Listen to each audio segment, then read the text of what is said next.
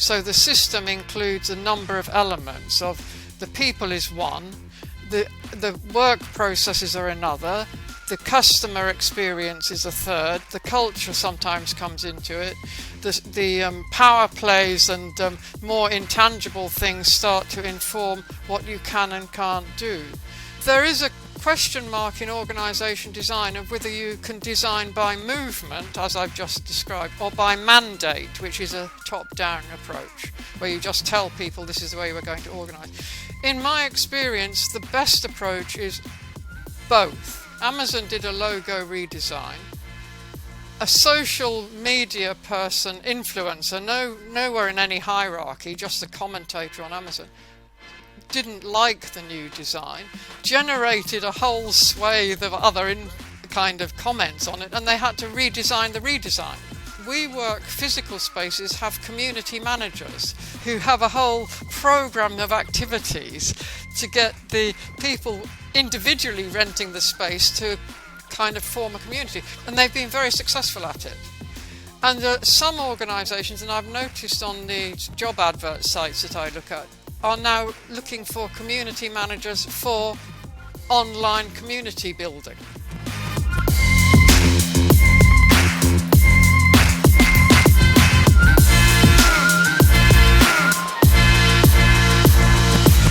Hello everyone, welcome to yet another episode of Recast. Today I'm joined by a very interesting person. Her name is Dr. Naomi Stanford, who's an author and an organization design practitioner. She's worked with some of the large multinational companies, including PwC, British Airways, Marks and Spencer, Xerox. And then I think she moved to US, sort of working as an organization design consultant, with actually a range of organizations in government, non-profit, and private sector.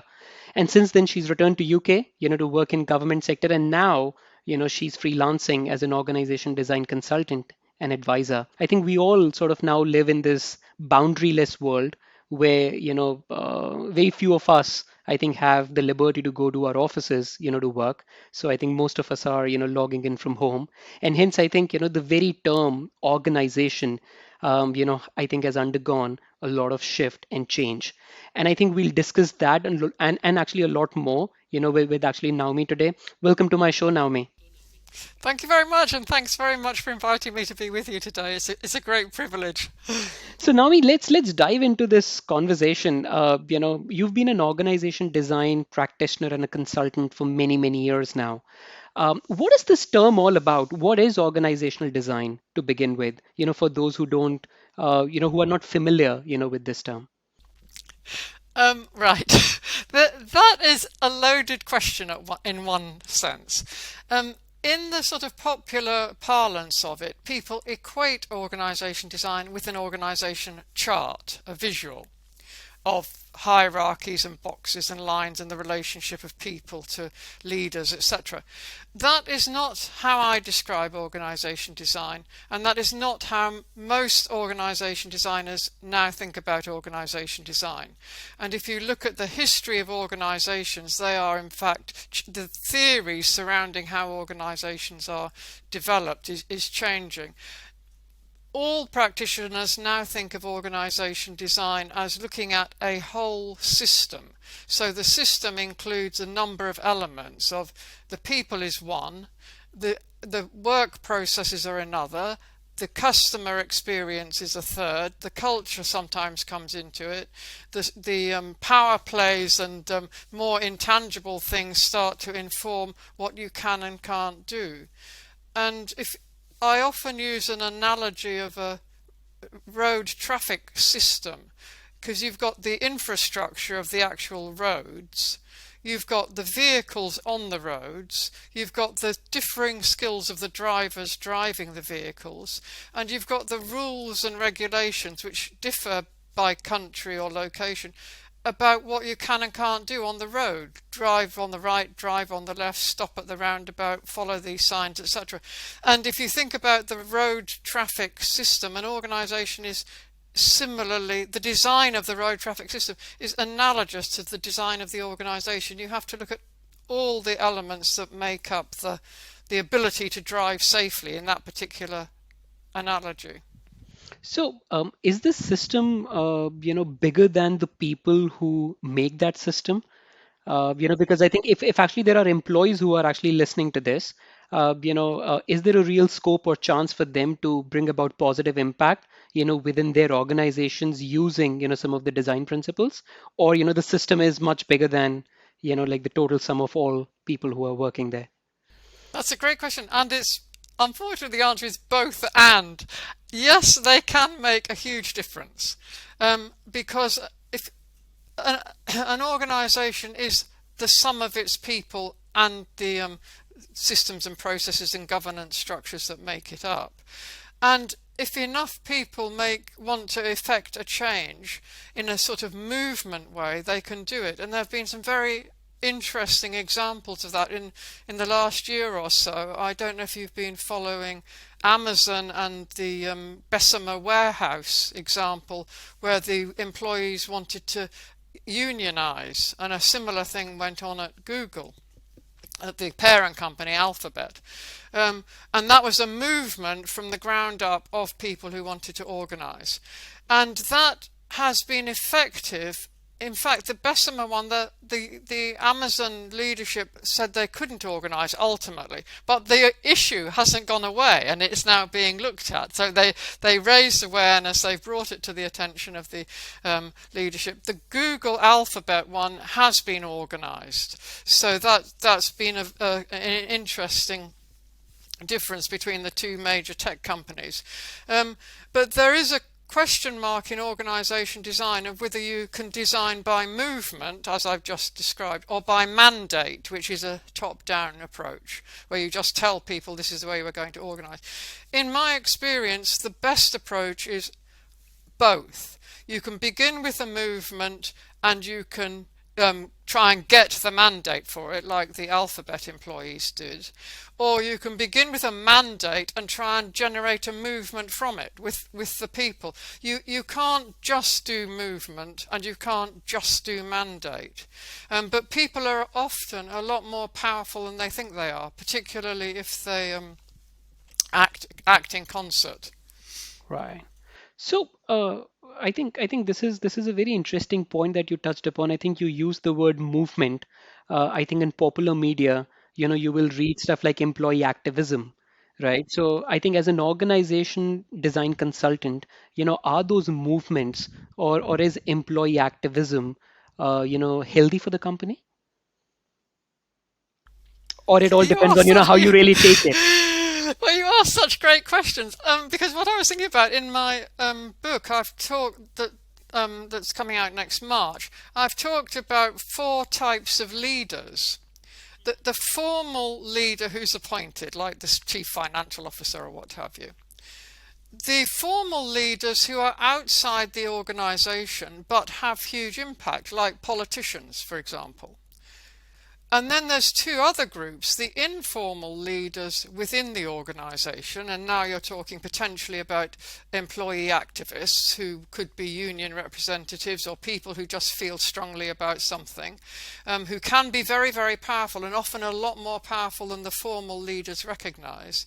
And the informal leaders who are outside the organisation who can influence the organization, and you see that in those social media influencers, for example. They can have a big impact on organizations and and change the way. Another Amazon example is an interesting one about the recent logo redesign. Amazon did a logo redesign. A social media person, influencer, nowhere in any hierarchy, just a commentator on Amazon, didn't like the new design, generated a whole swathe of other kind of comments on it, and they had to redesign the redesign. So activism can come from a lot of different informal contexts.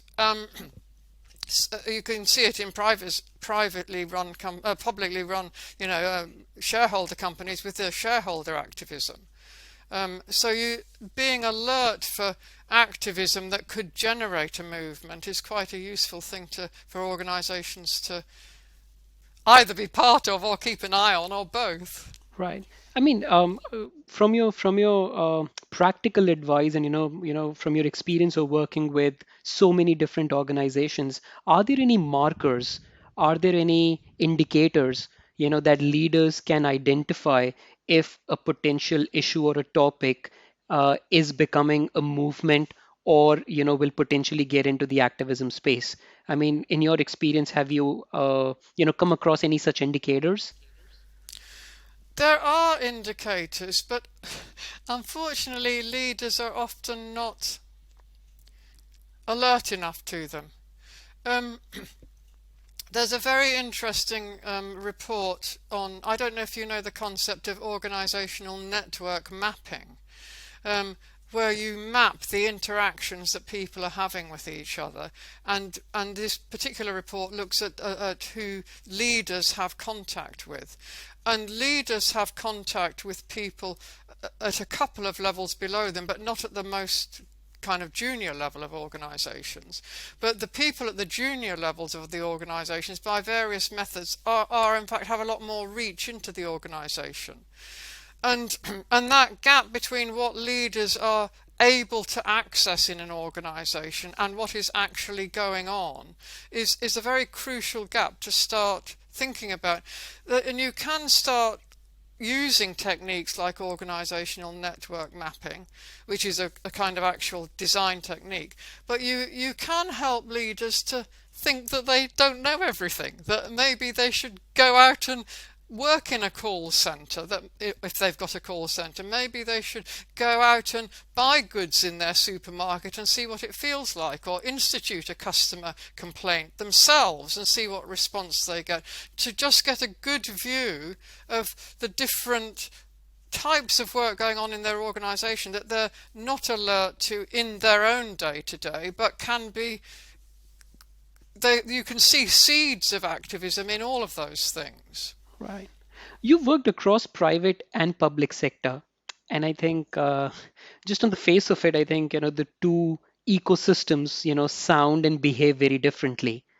Right. I mean, though, they sort of both have people, but, their end goal, their end goals are very different. I mean, one is more profit driven. The other one is, I think, more welfare or, mission driven.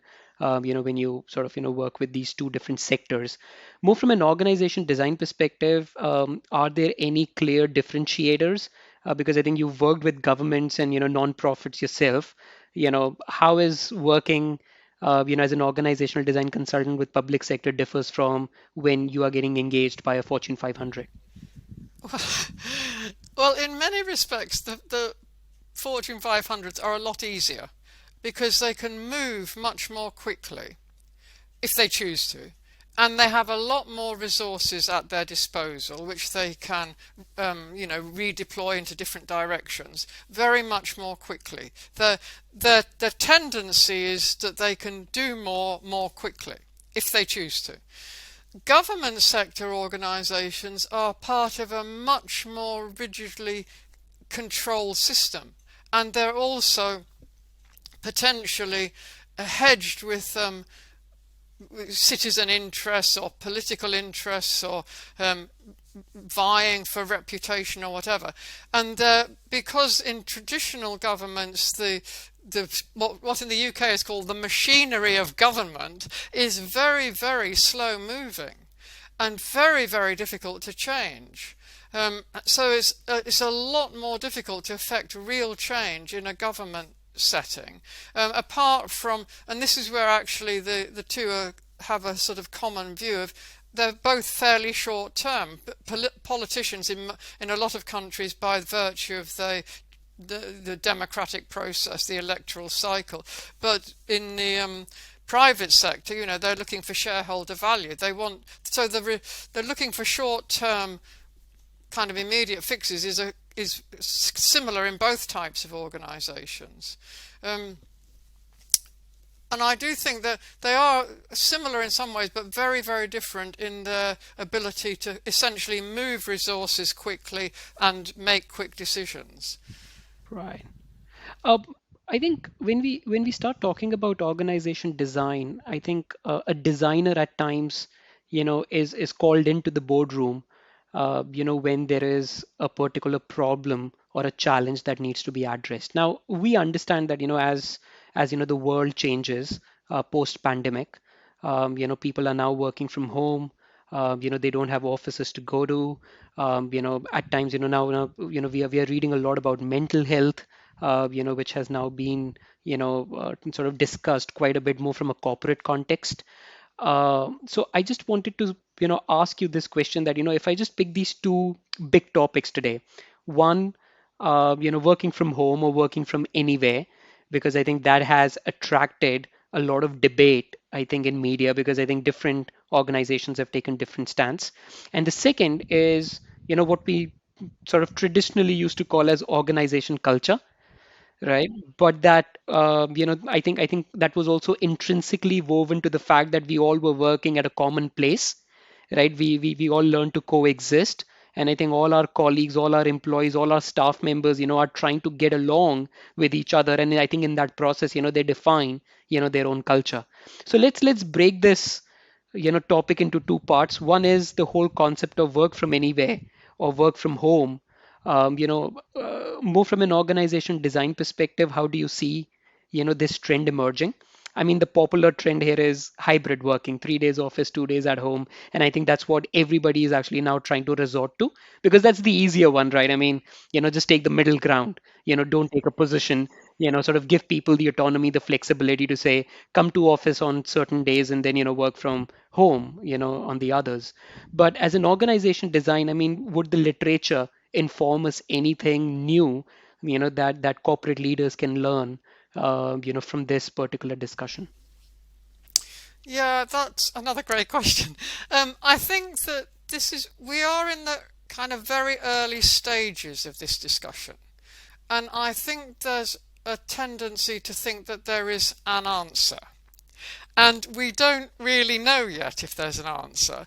And if we could view ourselves as experimenting at this point, that would be a better approach, that we're all trying this out to see what happens.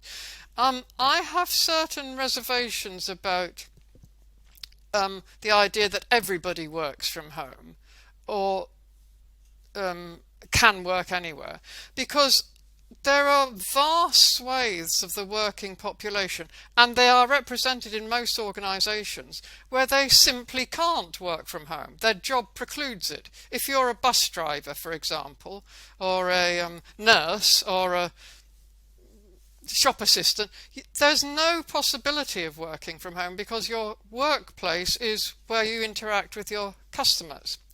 Now, organisations, take a supermarket chain, they've got a mixed workforce of office workers and frontline, I'll call them, workers. Now, if you focus all your attention on the office workers, which is the tendency at the moment, how do you get a kind of feeling of equity and we're all valued into the organisation? And that's where your question about culture starts to come into play, I think, because I don't know yet whether this real focus on hybrid working will create a two-tier, rather toxic atmosphere in organisations with a mixed workforce. I think if you have an organisation which is where every single person could work from home, like a software games company or something, then it's not an issue. But where there's a mixed workforce, a hospital, then it does become an issue. And I haven't heard much conversation about that. And I did write to the UK's Office of National Statistics, because I don't think that purely desk-bound workers are a huge proportion of the workforce. But I don't know that. And I asked them if they could tell me what proportion of the UK workforce was actually desk-bound, i.e. had the ability to work from anywhere. And the reply was they don't keep those figures. So I don't really know. But when I look around, just walking down the street, for example, and I see trash collectors and road sweepers and shop assistants and bus drivers, that seems to me quite a lot of people.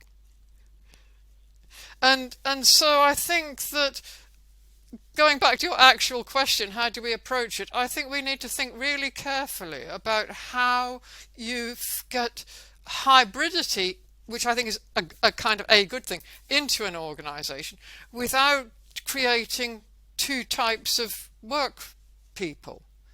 And if potentially, but I don't know if it would really work, the idea of having a feeling of equality or equal value or flexible working patterns. So instead of calling it hybrid, you called it flexible. And then you potentially could get bus drivers on a flexible working pattern or shop assistants, so that you're making the label inclusive, not the, even if you're offering different work patterns within that label. But I do think that so that's a kind of view of hybridity. The fact, I mean, that I'm talking to you now and I'm in the UK, it's just absolutely amazing and marvellous that I can in fact interact, depending on time zones, with anybody in the world. And the technology is absolutely superb for doing that. And getting better all the time, obviously. And that is a major plus for some organisations, because it opens up the labour market where it could be more open. It also opens up the idea that it could make diversity and inclusion a lot more of a reality. The downside is, and you alluded to it a little bit earlier, is that kind of how do you build a sense of community and the culture around that. But again, in design terms, there are some quite good examples already of people being able to do that. I don't know if you know the organisation WeWork, which had physical office spaces for people to rent kind of by the day or hour or whatever. And the WeWork physical spaces have community managers who have a whole programme of activities to get the people individually renting the space to kind of form a community. And they've been very successful at it. And some organisations, and I've noticed on the job advert sites that I look at, are now looking for community managers for online community building. And that is, in design terms, that is a new role. So you design the role. It's a new way of helping people interact with each other, so the work processes could be different. It's a new way of thinking about onboarding people. So there's a whole design implication around thinking around how do you create a community of online workers? And more, back to my earlier point, within that online community, how do you include the non-online people into that Correct. sense of community? Mhm. I think those are very interesting thoughts. And then I think we briefly touched upon the whole cultural aspect of organization. And we know, I think, concepts like mental health, I think now are becoming, sort of more and more prevalent.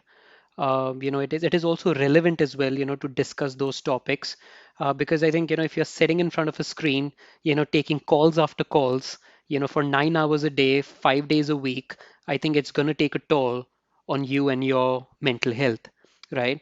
And I think because a lot of that communication today happens through, these chat messengers, where, we all would write very short form messages and, sort of trying to articulate and explain. And I think that creates, like a lot of miscommunication.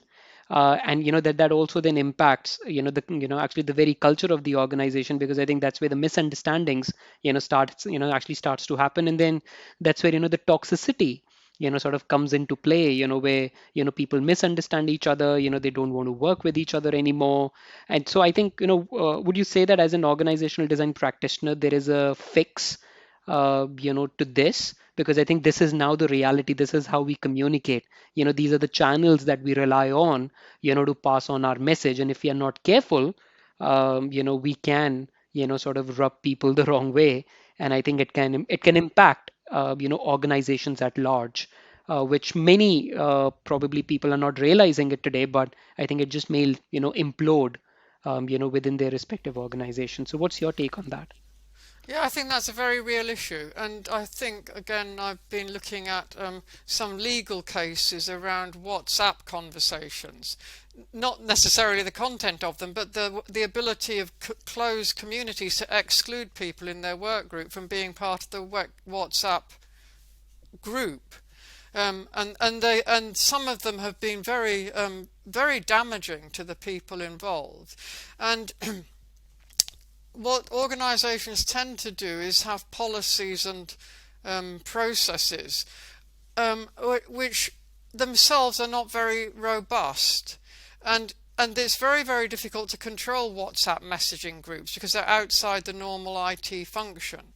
I focus on WhatsApp because that was the one I was looking at, but there is something, and again, I don't think we're very good at it yet, about making it very, very clear what the values of the organisation are and what behaviour is absolutely not going to be tolerated. But the other question, and I was thinking about it earlier today, is that we're living in an increasingly polarised society. I read an article yesterday about it. You know, the people who well, you see it particularly in I'll talk about the anti-vaxxers because it's so kind of relevant at the moment. People who think everyone should be vaccinated and people who think that vaccination is absolutely not on the cards. And there isn't a middle ground of people trying to understand each other's perspectives. And we seem to be losing organisationally and in society. And there's probably an interaction there that organisations reflect society and vice versa.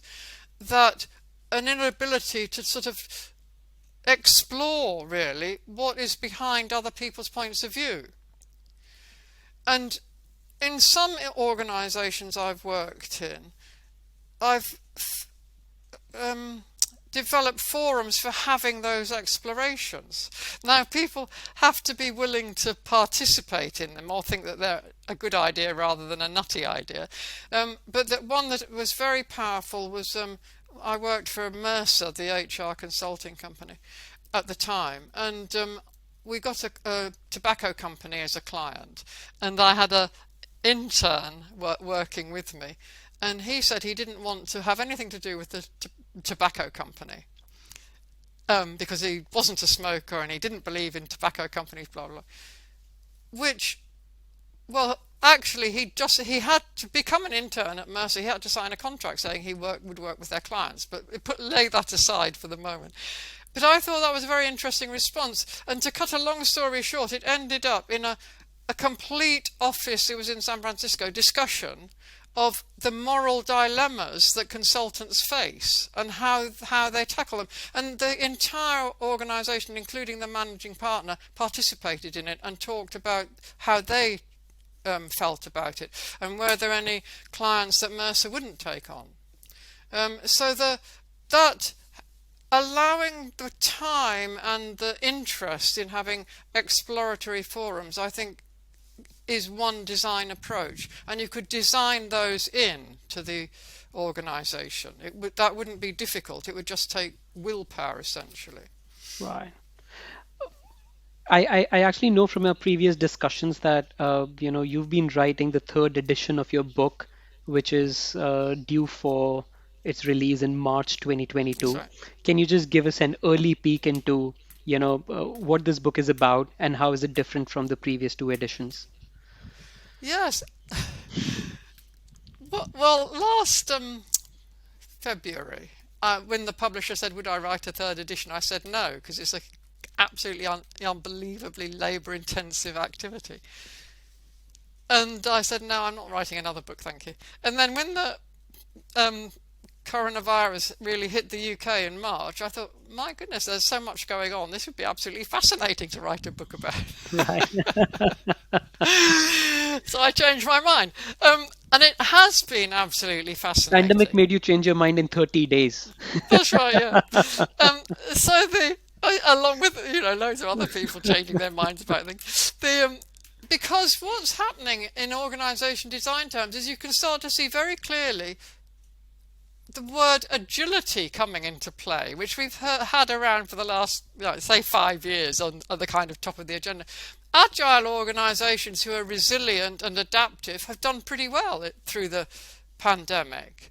And organizations which are less agile or less questioning of their assumptions or less resilient have done much less well. Now, in design terms, looking at why that is and what the triggers are of success or failure in this incredibly challenging environment are very, very interesting.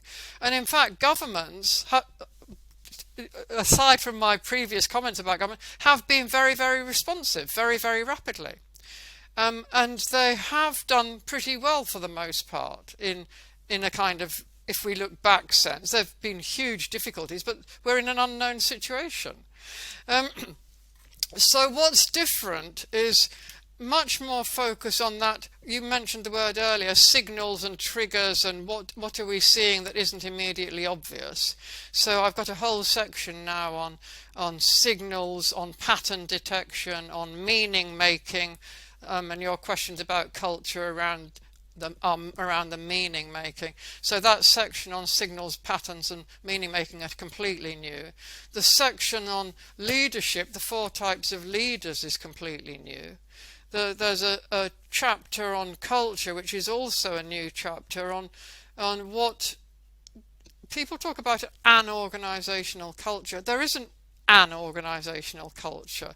There are multiple cultures within an organisation, and it's trying to identify the common ground in that, if we need to, and where it's okay to not have common ground, and where it's essential to have common ground, which also would start to potentially look at the toxicity or cultural dimensions that we don't want in the organisation. And I talk in that chapter about professional cultures, like accountants have their own language, HR people have their own sort of language. The national culture comes into play, which is very interesting in these where we're online, how we're interpreting national cultures which we may have no actual day-to-day experience of. And then the network cultures of people who are in interest groups of one kind or another. And in the kind of old days of organisations when it was physical, you can remember the smokers' corner where everybody had to go outside the building and stand in a kind of bus shelter to smoke a cigarette. And they developed a network because the interest was having that place to smoke and chat, but they could be at any level in the hierarchy, and they create a network. So those 3 cultures are continuously interacting alongside any intentional ideas about what the organisation culture should ideally be. That's great. And if I just then wrap this up, entire discussion by asking you a very broad question, that if you have a crystal ball, and you are an organization design consultant and an advisor, what do you think is in store for organizations who would operate, say, in 2030, 2035, 2040? How would the organizations of future really look like? What's your take? Well, I think that's a great question. I'm getting increasingly interested in the kind of digital online kind of totally online. The sort of 3D where you can be an avatar in the building, as it were, like as in a computer game. And there is a concept that is in its very early stages in organisation design, but well advanced in things like car design, of digital twinning, where you build a computer simulation of the organisation. And so I think that we have a lot of tools that are emerging that we have no idea how they'll play out in the future. So there's one thing about how we think about an organisation in terms of designing it, like what tools can we use and what would give us a sort of realistic representation. A friend of mine has got a book coming out on the 4th of October called Data-Driven Organisation Design. It's his 2nd edition. Rupert Morrison, and he's got a lot about how really important it is to interrogate the data, which we haven't been very good at, and I totally agree with that. So there will be trends around data and really looking at it carefully. I think a sort of more kind of theoretical, esoteric question is actually what is an organisation?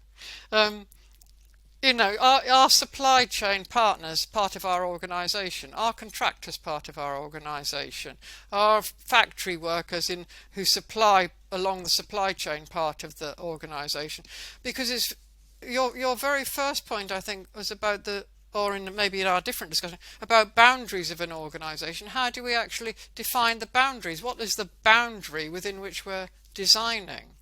And people, again, I haven't seen many discussions around what do we consider an organisation. Although throughout my working life, I've been amazed that people are not putting contractors or external consultants or what have you on their organisation chart, without whose input the organisation wouldn't exist. Why do we exclude contracted staff because they're not on our payroll from training courses, for example? There's a question of from a people perspective, who is in and who is outside of our organisation, but also from a systems process, which part of the supply chain is ours and where are the handover points? How do we design those? And you can see some very interesting difficulties around that. What was that ship that got just stuck in the Suez Canal? Yeah. That was the Ever Given, I think it was called. That has arrived 4 months late at its destination, involved governments around the world, and that's a massive and the Ever Given owner, how is he or she thinking about that in design terms? Where are the boundaries to stop that happening again? Do they start lobbying to widen the Suez Canal, make the ship smaller, all of that sort of thing? So that question of actually what is the organisation is a critical design question that doesn't actually get addressed properly in most of the work I've done. Right. I mean, I can go on and on because I think this is a topic of my interest, and I think with your expertise, we can learn so much, in this call. But I think it was fantastic to have you on my show. I think some of the thoughts and some of your opinions that you shared, I think are totally relevant. Some of the questions that you are leaving us with, I think would be relevant. I think in times to come, where I think organizationals will have to address them one way or the other. And I look forward to sort of being in touch, and I'm also looking forward to reading your book when it is released. So thank you so much for being on my show and accepting my request. Well, thank you for inviting me, and thank you for your absolutely wonderful questions. They're so thought-provoking. I shall go away and think about them the rest of the day. It's brilliant. Thanks so much. Thank you so much, Naomi. Okay, bye now. Bye.